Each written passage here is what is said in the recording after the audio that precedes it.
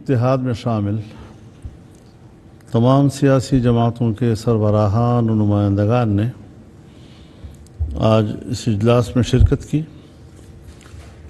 اور اس اجلاس نے جو نتائج اخذ کیے ہیں اس حوالے سے ہم بڑی وضاحت کے ساتھ آج قوم کے سامنے یہ بات کرنا چاہتے ہیں کہ فارن فنڈنگ کیس میں عمران خان کے خلاف اور پاکستان تحریک انصاف کے خلاف فرد جرم آ چکا ہے اور اب اس کے خلاف آئین اور قانون کے مطابق عملی اقدامات کہ کیا سزا بنتی ہے اس مرحلے میں معاملہ اب داخل ہو چکا ہے۔ اب وہ صرف ایک ملزم نہیں، اب وہ ایک مجرم قرار دیا جا رہا ہے اور یہ جماعت اب ایک فورن ایڈڈ پارٹی کے طور پر ڈکلیئر ہو چکی ہے۔ یہ ثابت ہو چکا ہے کہ پی ٹی آئی کو غیر ملکی فنڈنگ ہوئی ہے اور الیکشن کمیشن کا جو فیصلہ آیا ہے اس فیصلے کے روح سے بڑی صراحت کے ساتھ اب وہ صادق اور امین نہیں رہے بلکہ کذاب اور خائن بن چکے ہیں۔ 5 سال تک اس نے مسلسل الیکشن کمیشن کے سامنے جھوٹ بولا ہے اور مسلسل 22 سال سے قوم کے سامنے جھوٹ بول رہا ہے، نئی نسل کے سامنے جھوٹ بول رہا ہے۔ آئے روز اس کا بیانیہ تبدیل ہوتا ہے، حکومت میں آنے سے پہلے کچھ اور باتیں کرتا، حکومت میں آنے کے بعد پھر کچھ اور باتیں کرتا، قول کچھ اور ہے، عمل کچھ اور ہے اور جو کچھ کہتا رہا بڑی آئیڈل قسم کی باتیں، لیکن جب عملی میدان میں آیا تو پاکستان کی تاریخ کا ایک نااہل حکمران ثابت ہوا۔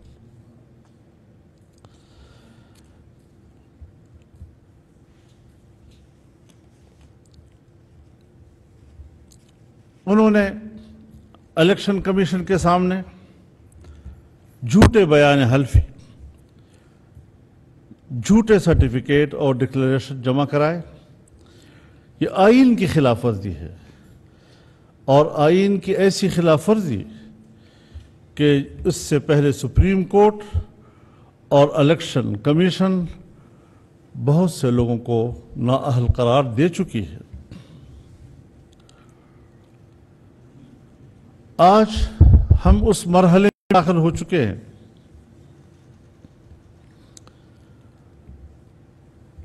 کہ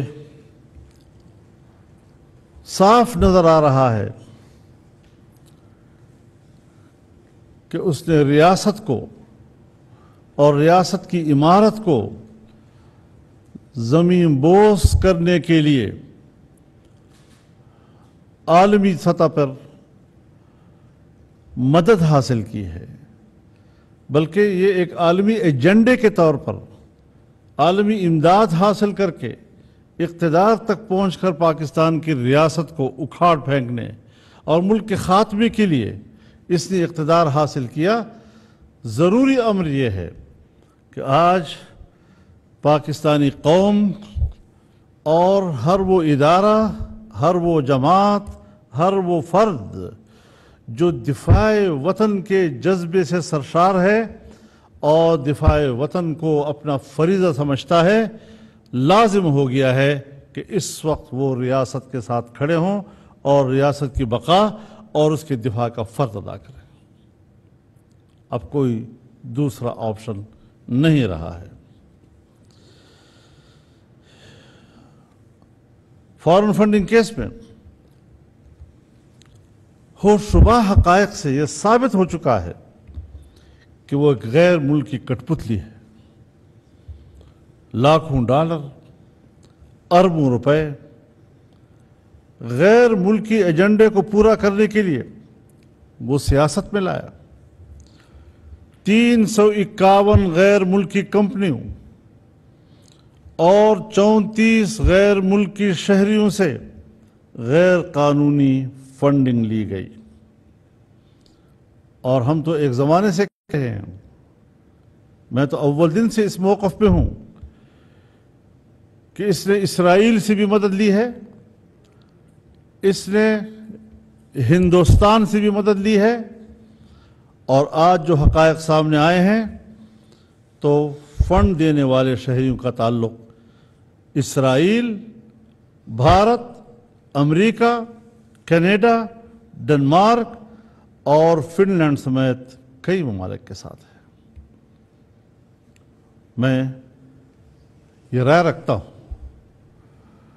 کہ جن ممالک کے نام یہاں آئے ہیں وہ پاکستان کے خلاف بطور ریاست کے ہی نہیں سوچ رہے، بلکہ پاکستان کی اسلامی حیثیت اور ایک اسلامی ریاست کے حوالے سے ان کی سوچ دنیا کے سامنے آئی ہے۔ یہی ممالک ہیں کہ آج جن ممالک سے ان کو فنڈ مل رہا ہے وہ پاکستان اور پاکستانی نظریے کے بارے میں کیا سوچتے ہیں۔ لہذا پاکستان کا آئین جو ہمارے ملک کے نظریے کا تعین کرتا ہے وہ اس کے نشانے پہ ہے، اور ملک کی اس اسلامی حیثیت کا خاتمہ ان کے ایجنڈے پر تھا۔ جو ملک سامنے آ رہے ہیں ان کے اس فنڈنگ سے یہ اندازہ لگ رہا ہے کہ ان کا ایجنڈا کیا تھا اور انہوں نے اس کو کس ایجنڈے کے تحت پاکستان میں ان کیا تھا۔ 13 بینک اکاؤنٹس الیکشن کمیشن سے چھپائے،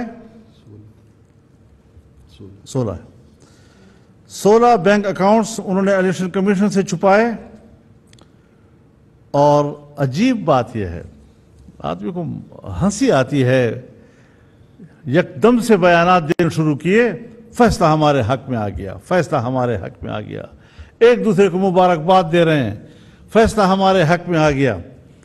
لیکن تھوڑا سا جب ہوش آیا تو آج الیکشن کمیشن کے سامنے مظاہرہ کرنے کی کوشش کر رہے ہیں کہ ہمارے خلاف آ گیا۔ بھائی تمہارا کل کیا ہوش تھا، تمہارا آج کیا ہوش ہے؟ ایک دن الیکشن کمیشن کو خراج تحسین پیش کرتے ہو اگر پنجاب میں ضمنی الیکشن کا فیصلہ آپ کے حق میں آتا ہے، دوسرے دن آپ الیکشن کمیشن سے مستعفی ہونے کی بات کرتے ہیں۔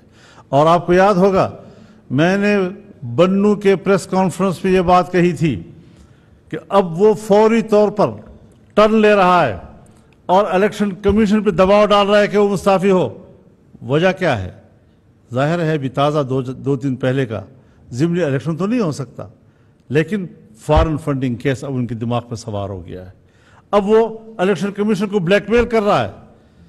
سو الیکشن کمیشن بلیک میل نہیں ہوا، اس نے فیصلہ دے دیا ہے، لیکن یہ 2013 تک کے اکاؤنٹس کا حساب کتاب ہے۔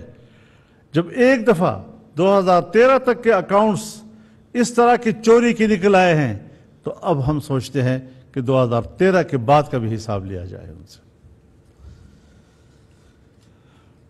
ہم کوئی مدعی نہیں تھے ان کے خلاف، مدعی بھی ان کی پارٹی ہی کا ایک فاؤنڈر ممبر تھا، اکبر ایس بابر صاحب۔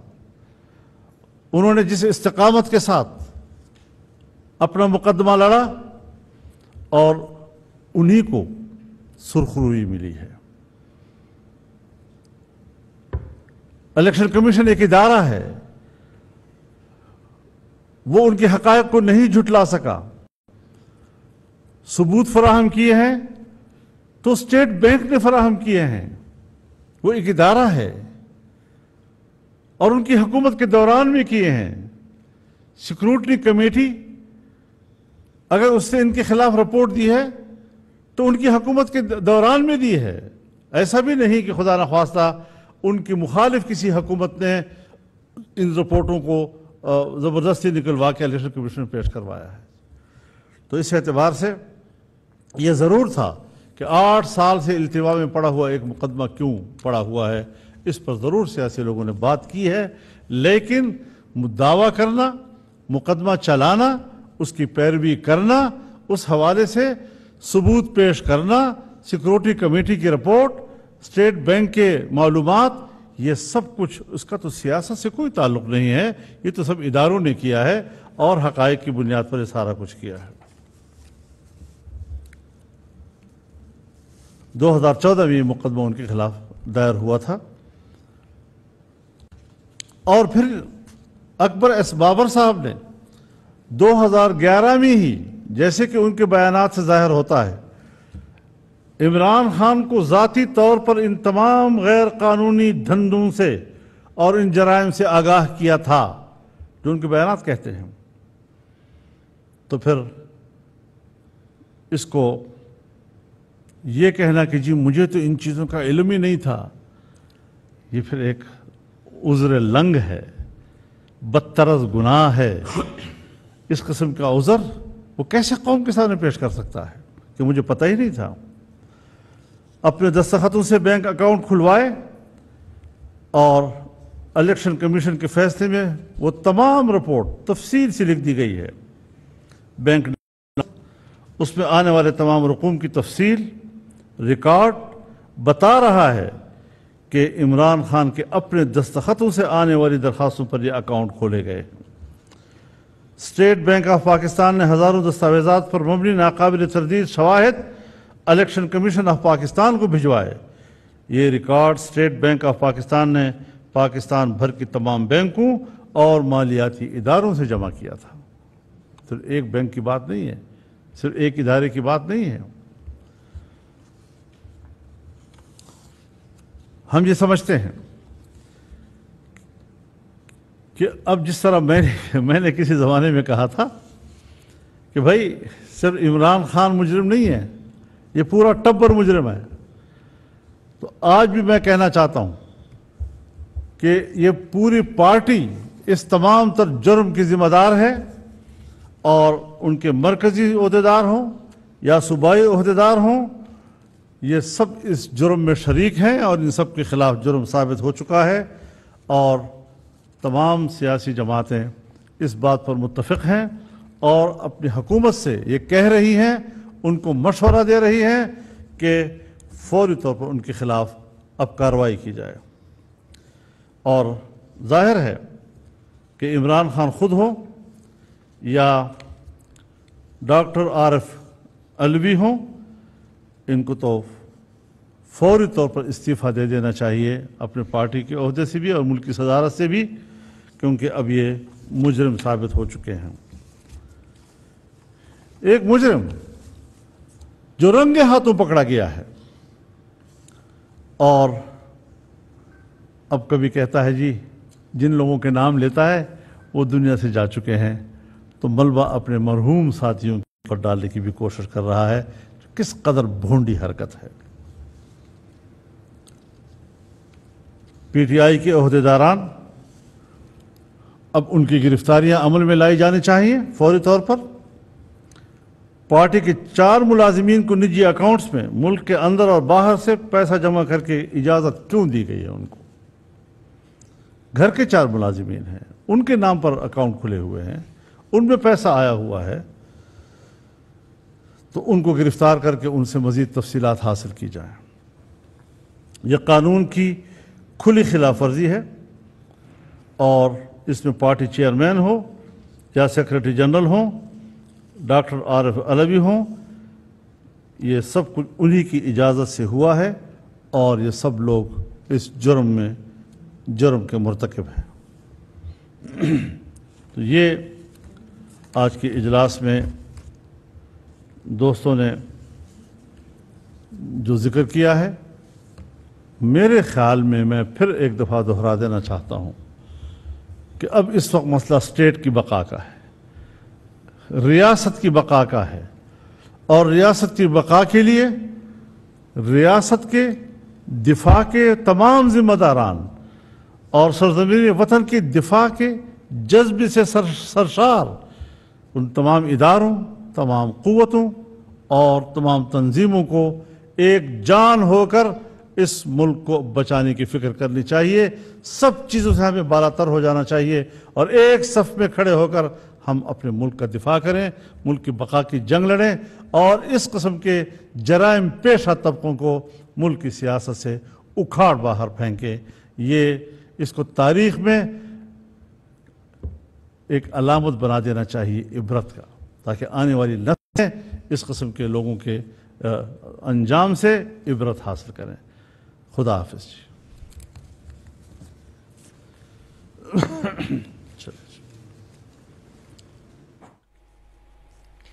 اب بات ریاست کے دفاع